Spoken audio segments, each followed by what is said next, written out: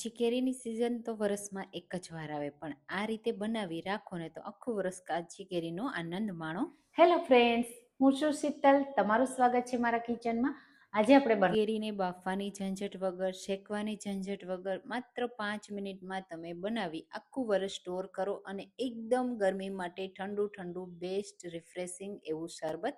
તો ચાલો બનાવી. એના માટે આપણે લેશું 2 મોટી સાઈઝની કેરી. વજનથી જોઈએ ને તો 900 ગ્રામ જેવી આ કેરીનો વજન છે. હવે એની આપણે છાલ કાઢી લેશું અને કેરીના બસ માત્ર આપણે ટુકડા કરવાના છે. કેરીને બાફવાની નથી કે આપણે કોઈ શેકવાની નથી. તો પણ તમે આખું વરસ આ શરબતનું પ્રીમિક્સ બનાવી અને તૈયાર કરી શકશો અને બિલકુલ ખરાબ પણ નહીં થાય, ફ્રીઝ વગર અને ફ્રીજમાં બંને રીતે સારું રહેશે.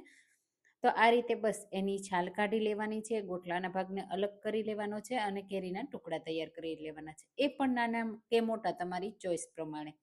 તો તમે કાચી કેરીમાંથી આવું શરબત કે બાફલો કે તમે જે કહેતા હોય કે આમ પન્ના, તે ક્યારેય બનાવ્યું છે કે નહીં મને કમેન્ટમાં ચોક્કસથી કહેજો. અને હા, તમે મારી રેસીપી કઈ સિટીમાંથી જુઓ છો ને મને જરૂરથી કહેજો. તમે જુઓ અહીંયા આપણે બધી કેરીને કટ કરી લીધી. બંને કેરી સરસ એવી કટ થઈ ગઈ. હવે આપણે એને મિક્સર જારમાં એડ કરી દઈશું. ડાયરેક્ટ મિક્સર જારમાં જ એનો પેસ્ટ કરવાની છે.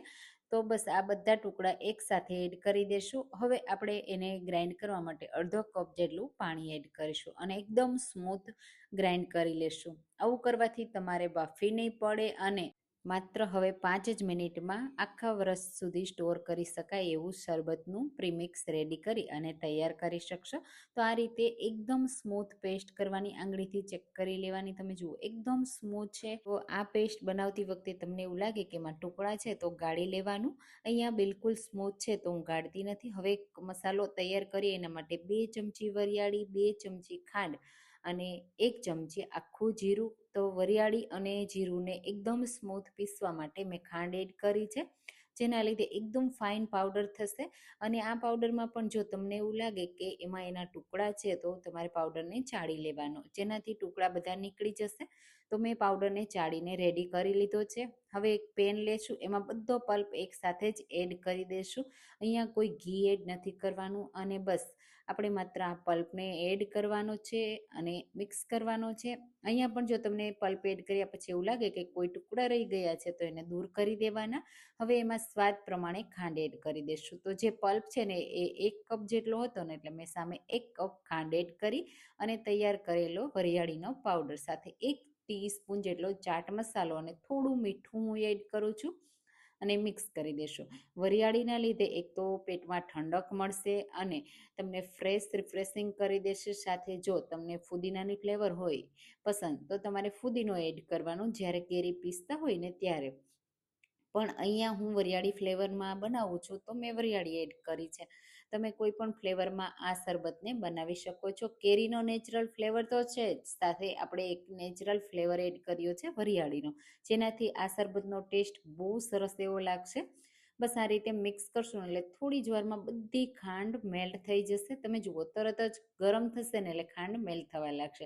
એટલે મિશ્રણ છે ને થોડું પતલું પડશે અને પછી તરત જ એ કૂક થવા લાગશે. એટલે એનો કલર પણ ચેન્જ થવા લાગશે. જેમ જેમ કૂક થશે ને એમ એનો કલર ચેન્જ થતો જશે અને થોડું થીક પણ થવા લાગશે. તમે જુઓ આ રીતે એમાં બબલ્સ આવશે અને પછી આ રીતનું થીક થઈ જાય, ચમચાથી નીચે પાડીએ ને તો એક ધારમાં પડવું જોઈએ ત્યાં સુધી કરવાનું છે. અને ચાસણીને જો તમારે ચેક કરવી હોય તો આ રીતે ચેક કરવાની. એક તારની ચાસણી તરત જ થઈ જશે.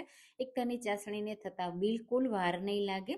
તો મારે આ જે પલ્પ છે ને એને કૂક થતાં માત્ર 5 મિનિટનો સમય લાગ્યો હતો અને તમે જુઓ એક તારની પરફેક્ટ ચાસણી રેડી થઈ ગઈ.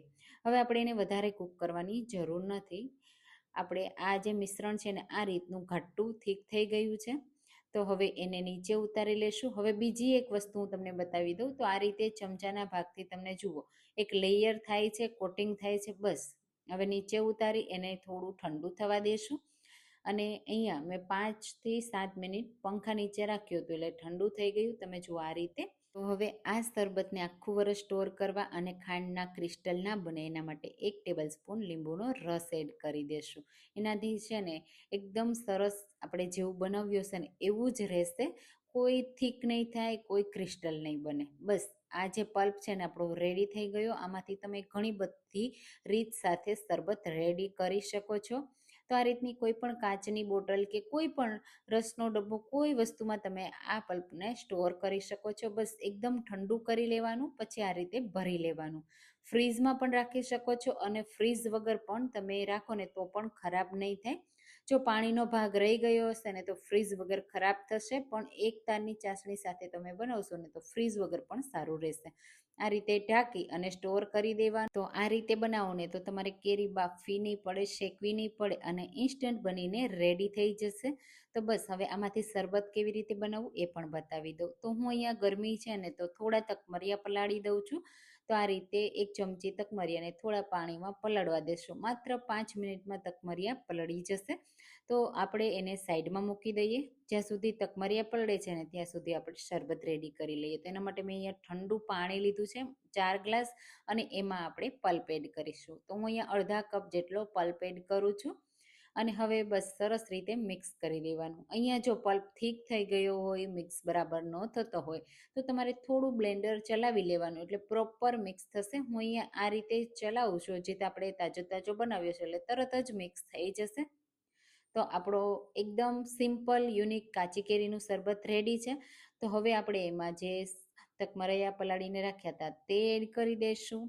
તમે અહીંયા કેસરવાળું પાણી પણ એડ કરી શકો છો, અને આ રીતે રોજ પેટલ અને ડ્રાયફ્રૂટ પણ એડ કરી સર્વ કરી શકો છો. ઘણી બધી રીતે આ શરબત બનાવી શકાય છે. તો આપણું એકદમ ઇન્સ્ટન્ટ સુપર ટેસ્ટી, ગરમીઓમાં તેનું બેસ્ટ અને લૂથી બચાવે એવું કાચી કેરીનું શરબત રેડી છે. તો તમને આ રેસીપી કેવી લાગી મને કમેન્ટમાં ચોક્કસથી કહેજો. રેસીપી ગમી હોય તો લાઈક કરજો, શેર કરજો, અને મારી ચેનલને સબસ્ક્રાઈબ કરજો, જેથી આવી નવી નવી રેસીપીઓ મળતી રહે.